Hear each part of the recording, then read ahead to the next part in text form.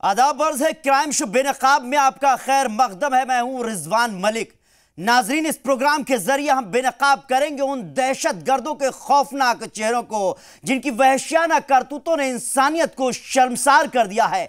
ये वो चेहरे हैं जो हमारे और आपके बीच रहकर साजिशों के जाल बुनते हैं और देते हैं खतरनाक वारदातों को अंजाम। तो चलिए ऐसे चेहरों से उठाते हैं नकाब और करते हैं इनको बेनकाब।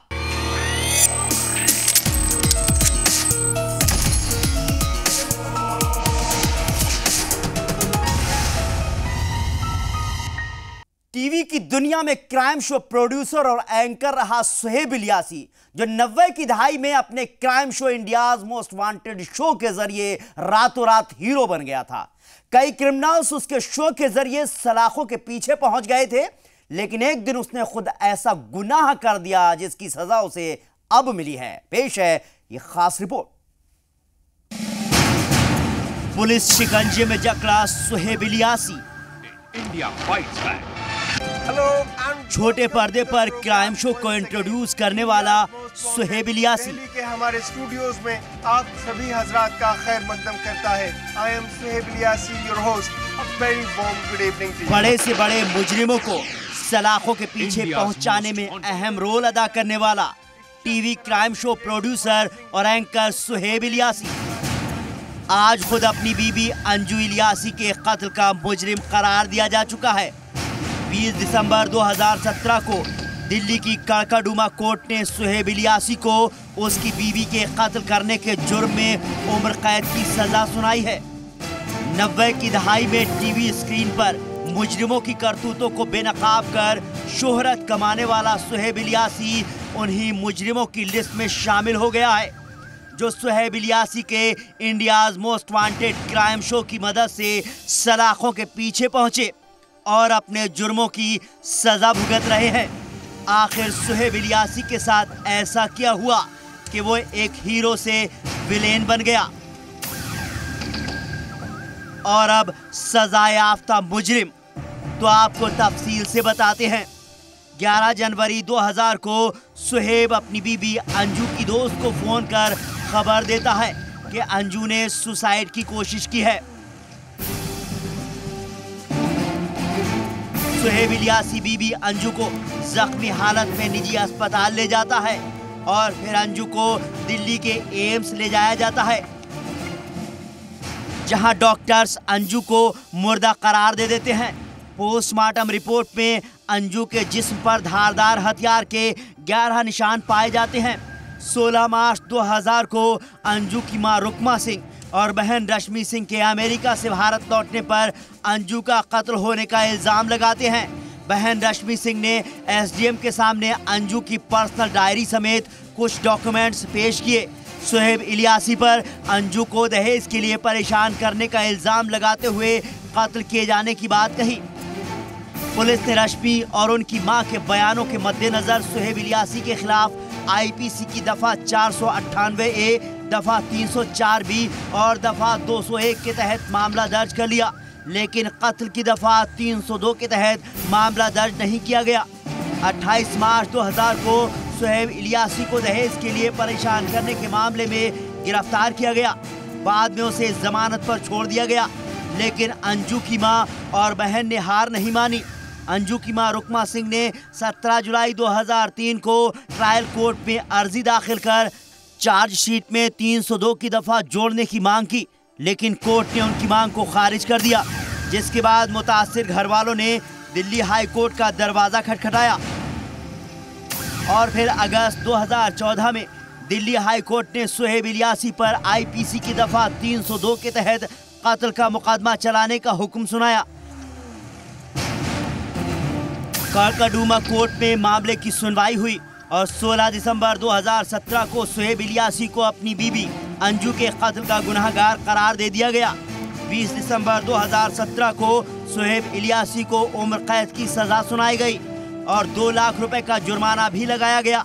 साथ ही अंजू के वालिदैन को बतौर मुआवजा 10 लाख रुपए देने को कहा। चुनौती का अंदाजा आप यूँ लगाएं कि 2000 जनवरी का मर्डर और 2017 दिसंबर में फैसला आ रहा है। 17 साल बाद। और 2013 तक ये आत्महत्या का केस बना रहा। 2014 में ऑनरेबल हाई कोर्ट और ऑनरेबल सुप्रीम कोर्ट के कहने के बाद, उनके आदेश के बाद दफा 302 ऐड होती है। The honourable court has awarded life sentence and a fine of rupees 2 lakhs and also awarded a compensation of rupees 10 lakhs to the parents of the deceased. सरकारी वकील ने इस मामले में दलील दी थी कि मुजरिम गुनाहों पर सीरियल बनाता था, उसी से सीख लेकर उसने वारदात को अंजाम दिया था। उसने कत्ल को खुदकुशी दिखाने में कोई कसर नहीं छोड़ी। मामला रेयरेस्ट ऑफ द रेयर का है। सरकारी वकील ने मामले में फांसी की सजा की मांग की थी, लेकिन कोर्ट ने उम्र कैद की सजा दी। डिले जरूर हुआ है पर न्याय हुआ है। बहुत दिनों तक इस हत्या को आत्महत्या के तौर पर पेश किया जाता रहा and the accused Suhaib Ilyasi has finally met his nemesis. He was a very smart operator. He was maker of most popular crime serial. He knew the consequences and he also knew what to hide, what to show. So he knew all about it. But now eventually the justice has been done. And as far as the evidences are concerned, the circumstantial evidence are very strong. Watertight evidences are there. There is no break in the chain of events. It is complete. सजा मिलने पर सुहेब इलियासी खुद को बेकसूर बताने पर तुला रहा। उसने मामले को हाई कोर्ट में ले जाने की बात कही है। मैं बिल्कुल बेगुनाह हूँ और आप रास्ता छोड़िए, कोई भी ऐसा एविडेंस नहीं है जो मुझे ये साबित करता हो कि मेरी वाइफ ने सुसाइड किया है। लेकिन शोएब 302 में आपको कन्विक्ट किया गया है। आप सामने सेशन कोर्ट ने कन्विक्ट किया है। अब उन्होंने भी, मेरे पास जजमेंट आया है। टेक्निकल एस्पेक्ट्स में मेरे लॉयर्स ज़्यादा अच्छी तरह से इस पर कमेंट करेंगे, लेकिन मैं ये जानता हूँ कि मुझे न्याय मिलेगा चूँकि मैं बेगुनाह हूँ। क्या रिएक्शन है मेरा?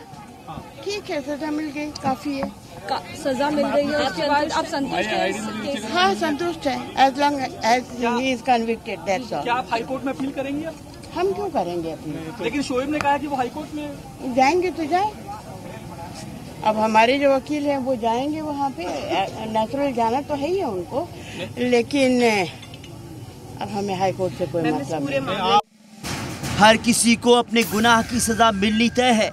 सुहेब इलियासी पर कत्ल के इल्जाम तय होने के बाद उम्र कैद काटने के लिए जेल भेज दिया गया है। ब्यूरो रिपोर्ट, जी मीडिया। सुहेब इलियासी को अपनी बीबी अंजू के कत्ल के मामले में 17 साल बाद उम्र कैद की सजा हो गई। सुहेब ने अंजू से लव मैरिज की थी। दोनों शादी के लिए घर और समाज से लड़ गए थे। तो फिर ऐसा क्या हुआ कि सुहेब ने उसी बीवी के खून से अपने हाथ रंग लिए? जानते हैं इस रिपोर्ट में।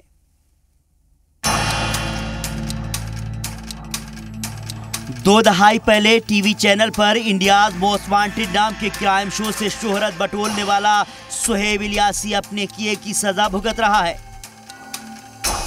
जिससे लव मैरिज किया, उसी के कत्ल के जुर्म में उम्र कैद काटने के लिए जेल भेज दिया गया है। सुहेब इलियासी और अंजू की मुलाकात साल 1989 में जामिया मिल्लिया इस्लामिया यूनिवर्सिटी में मास कम्युनिकेशन की पढ़ाई के दौरान हुई थी। इसी बीच सुहेब और अंजू के बीच प्यार परवान चढ़ा। शादी के फैसले पर दोनों के घर वाले मुखालिफ हो गए, लेकिन सुहेब और अंजू दोनों एक दूसरे के प्यार में पागल हो चुके थे। उन्होंने लंदन जाकर स्पेशल मैरिज एक्ट के तहत 1993 में शादी कर ली। दोनों का निकाह भी हुआ। अंजू ने अपना नाम बदलकर अफसान रख लिया। इस दौरान सुहेब लंदन बेस एक चैनल में बतौर प्रोड्यूसर काम करने लगा। 1994 तक दोनों लंदन में ही रहे और फिर दोनों इंडिया वापस आ गए, लेकिन दोनों के बीच अनबन शुरू हो गई। अंजू ने सुहेब के साथ रहने से इनकार कर दिया और फिर 6 महीने बाद वो लंदन अपने भाई के पास चली गई। अंजू सुहेब से तलाक चाहती थी, लेकिन सुहेब लंदन गया और अंजू को मनाकर भारत वापस ले आया। 1995 में बेटी आलिया की पैदाइश हुई। Suhaib British crime show crime stoppers से मुतासिर था। भारत में भी उसी की तर्ज पर crime show India's most wanted बनाने का आइडिया आया। शुरुआत में कुछ पायलट एपिसोड के लिए अंजू ने एंकरिंग की, लेकिन 1998 में जब शो ऑन एयर हुआ तो सुहेब इलियासी इसका एंकर बना। अंजू फिर से सुहेब इलियासी को छोड़कर अपनी बहन के पास कनाडा चली गई। सुहेब फिर अंजू को समझाकर अपने साथ ले आया। उसने अपनी प्रोडक्शन कंपनी का नाम बेटी के नाम पर आलिया प्रोडक्शन रखा और 25% शेयर अंजू के नाम कर दिया। दोनों मयूर विहार में एक फ्लैट खरीद कर रहने लगे। 16 जनवरी 2000 को अंजू का बर्थडे होने वाला था। दोनों ने ग्रैंड पार्टी का प्लान बना रखा था, लेकिन उससे पहले होनी को कुछ और ही मंजूर था। 10 जनवरी 2000 को देर रात अंजू को जख्मी हालत में अस्पताल एडमिट कराया गया और फिर अंजू की मौत हो गई। सुहेब ने बयान दिया था कि दोनों के बीच कहासुनी होने के चलते अंजू ने खुद पर चाकू से कई बार कर जख्मी किया था। मामला कोर्ट में चला और 17 साल बाद सुहेब इलियासी को बीबी का कातिल करार दिया गया। 20 दिसंबर 2017 को कड़काडूमा कोर्ट ने सुहेब को उम्र कैद की सजा सुना दी। दिल्ली से ब्यूरो रिपोर्ट, जी मीडिया। फिलहाल वक्त एक छोटे से ब्रेक का। ब्रेक के बाद आश्रम की आड़ में अय्याश बाबा की शर्मसार करतूत, फहश एमएमएस बनाकर ब्लैकमेल, पुलिस गिरफ्त में सुपारी किलर और भी है बहुत कुछ।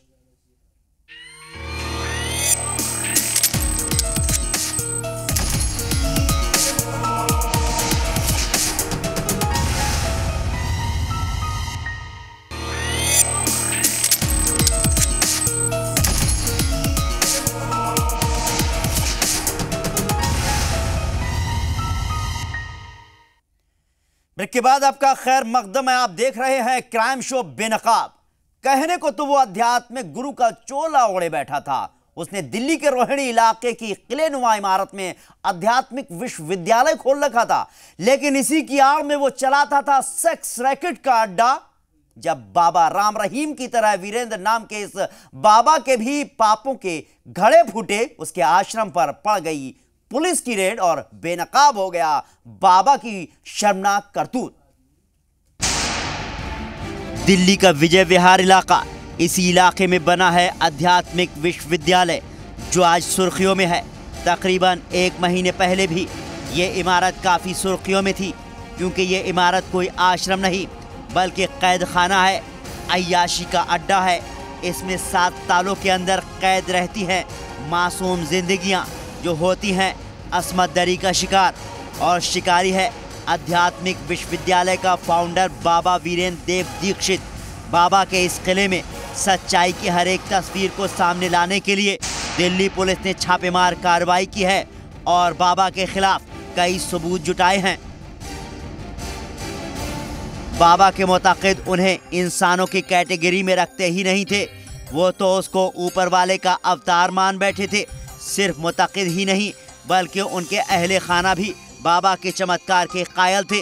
लेकिन जब हकीकत खुली तो पता चला कि बाबा तो पाखंडी और ढोंगी है। बुजुर्गी का चोला ओढ़कर भोली भाली खातून का शिकार करता आ रहा है। यहाँ पे ड्रग्स चलते हैं, यहाँ पे रात को औरतें निकलती हैं।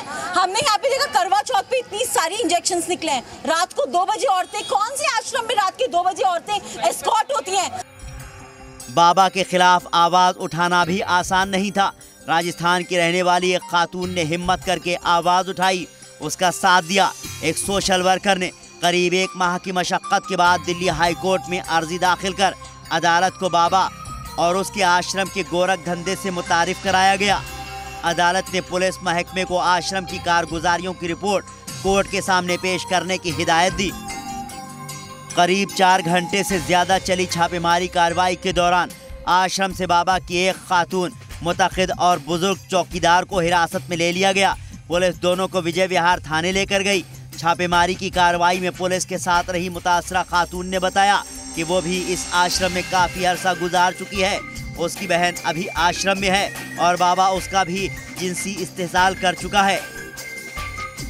तो हमारी बेटी जा सकती स्कूल में, कॉलेज, इधर डर लगता है यहाँ पे ना बेटा जा सकता। हमारे को डर लगता है कि अंदर पकड़ के अंदर कर लेंगे। भैया यहाँ पे गाड़ियाँ आती है, कोई अगर जैसे खत्म हो जाता है ना तो पता नहीं चलता है, यहाँ पे ऐसे उठाते हैं और ले जाते हैं उठा के। आश्रम में लंबे वक्त तक बाबा की भक्त बनकर रह चुकी एक मुतासरा खातून ने बताया कि बाबा खुद को ईश्वर और भगवान तक कह डालता था। वो लोगों से तन मन धन सब कुछ न्यौछावर करने को कहता था। मुतासरा का कहना है वो लोगों को हिप्नोटाइज कर देता था और इसके असर में लोग सब कुछ बाबा को सौंप देते थे। ये जो धंधा है ना देह का, ये किस लिए करते हैं? हम अपनी सेहत बना के रखें, हमारे बाल बच्चे सेहत बना के रखें, हम अच्छा अच्छा खाएं पिएं रहें, अच्छा सा मकान बनाएं, रोटी अच्छी मिले, कपड़ा अच्छा मिले और मकान अच्छा मिले, भगवान मिले या भाड़ में जाए। अदालत के हुक्म से पुलिस ने छापेमारी तो की, लेकिन आश्रम का सिर्फ 30% हिस्सा ही पुलिस के निशाने पर आ सका। तकरीबन 1000 गज के रकबे में फैले इस आश्रम में अभी भी कई राज पोशीदा हैं जिनसे पर्दा उठना बाकी है।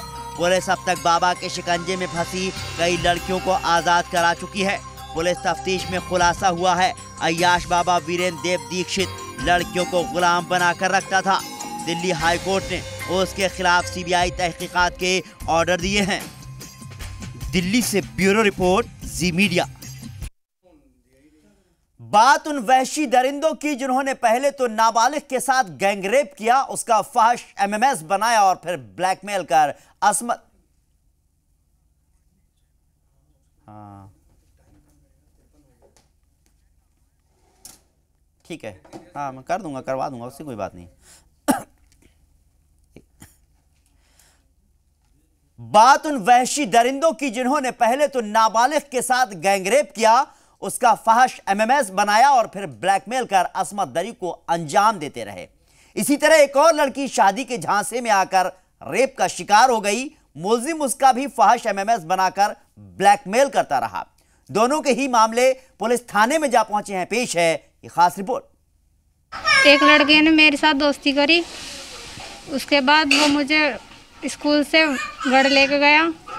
उसने मेरे साथ गलत काम करा, मेरी वीडियो बनाई, उसके द्वारा उसने मेरे को ब्लैकमेल करा। मेरठ की रहने वाली 9वीं क्लास की नाबालिग तालिबा गैंगरेप का शिकार हुई है। वहशी दरिंदे पिछले 4 महीने से ब्लैकमेल कर नाबालिग के साथ असमत दरी को अंजाम दे रहे थे, लेकिन जब हदें पार हो गईं तो नाबालिग ने असलियत घर वालों को बता दी। फिर क्या था, इलाके के लोगों के साथ घरवाले मुतासिर तालिबा को लेकर सिविल लाइन थाना पहुंच गए और मुलजिमों की गिरफ्तारी की मांग करने लगे। पूरे मामले पर गौर करें तो शुभम नाम का बाइक मैकेनिक नाबालिग को धोखे से अपने साथ ले गया, फिर कोल्ड ड्रिंक में नशा मिलाकर उसे बेहोश कर दिया, जिसके बाद शुभम ने अपने 2 और दोस्तों आकाश और मयंक को मौके पर बुला लिया और फिर तीनों ने बारी बारी से नाबालिग के साथ असमत दरी को अंजाम दे दिया। साथ ही अपनी शर्मनाक करतूत का एमएमएस भी बना डाला। फिर क्या था, उस फहश एमएमएस को सोशल मीडिया पर वायरल करने की धमकी देकर तीनों मुलजिम नाबालिग के साथ 4 महीने तक असमत दरी करते रहे। नाबालिग ने वहशियों की करतूत अपने घर वालों को बताने को कही तो उसके वालिद, माँ और भाई को जान से मारने की धमकी दी जाने लगी। मेरे से एटीएम से पैसे निकलवाए और मेरे घर वालों को मारने की धमकी दी और मेरी बहनों को उठवाने की कि तेरी बहनों को उठा दूंगा। जब उसको पैसा मिलने नहीं लगा तो उसके बाद में फिर वो धमकी देने लगा कि मार देंगे, परिवार को मार देंगे तेरे को, यानी हमें पैसे दे। परेशान होकर नाबालिग तालिबा ने अपना दर्द घर वालों के सामने बयां कर दिया। मामला पुलिस में जाने पर पुलिस ने कार्रवाई की और कुछ मुलजिमों को गिरफ्तार करने का दावा किया गया। यह पुलिस के संज्ञान में आज आया है। शायद वो पुराना प्रकरण बताया जा रहा है। उस बच्ची को डरा धमका के उसके साथ में ये गलत काम करते रहे। आज ही पता चला है, एफआईआर दर्ज करके कुछ लोग इसमें गिरफ्तार भी हो गए। बाकी गिरफ्तारी करके जो भी कड़ी से कड़ी कार्रवाई होगी वो हम लोग इसमें करेंगे। एमएमएस बनाकर नाबालिग के साथ ब्लैकमेल करने और उसके साथ असमत दरी का एक और मामला हापुड़ में भी सामने आया है। सिटी कोतवाली इलाके की इस लड़की को 2015 में गांव के ही एक लड़के ने मोहब्बत के जाल में फंसाया और फिर शादी का झांसा देकर उसके साथ असमत दरी को अंजाम दे डाला। साथ ही उसने अपनी करतूत का फहश एमएमएस बना लिया और फिर उस एमएमएस को सोशल मीडिया पर वायरल करने की धमकी देकर 2 साल तक मुतासरा के साथ असमत दरी करता रहा। डरा धमका कर उससे पैसे और जेवर तक ऐंठ लिए। जो शिवम नाम का लड़का था उसने मेरी फोटो वगैरह वीडियो वगैरह खींचकर तो उसने मतलब मुझे ना इतना ब्लैकमेल किया। वो कह रहा था तेरे मम्मी को मारूंगा, तेरे मम्मी को पकड़ लूंगा। मेरी मम्मी काम पर जाती है सुबह 7 बजे और पापा को मैंने ऐसे कहा था, भैया को भी। तो फिर मतलब वो के लोग थे, कितने जने थे, क्या 3 मामला था? 2 तो दोस्त और एक ऐसी था। अच्छा, तो आप लेके गए थे क्या? हाँ, अंकल होटल में लेके गए थे। परेशान होकर मुतासिरा ने आप बीती घर वालों को बताई तो उनके पैरों तले की जमीन खिसक गई। मामले की शिकायत हापुड़ थाने में की गई। अब बहुत सारी चीज़ें, चूँकि घटना आज की है, सारे बिंदुओं पर जांच पड़ताल हो रही है और इसको हम लोग गंभीरता से ले रहे हैं और सभी अभियुक्तों को गिरफ्तार करेंगे। जो भी कड़ी से कड़ी सजा होगी वो दिलवाएंगे। मुतासिरा और उसके घर वालों की शिकायत पर हापुड़ थाना पुलिस ने मुलजिम के खिलाफ FIR दर्ज कर ली है और उसे गिरफ्तार कर जेल भेज दिया है। हालांकि पूरे मामले में पुलिस कुछ भी बोलने से बच रही है। जी सलाम के लिए मेरठ और हापुड़ से शाहरुख खान की रिपोर्ट। फिलहाल वक्त एक छोटे से ब्रेक का। ब्रेक के बाद दिखाएंगे सुपारी किलर जो पुलिस की गिरफ्त में आए हैं।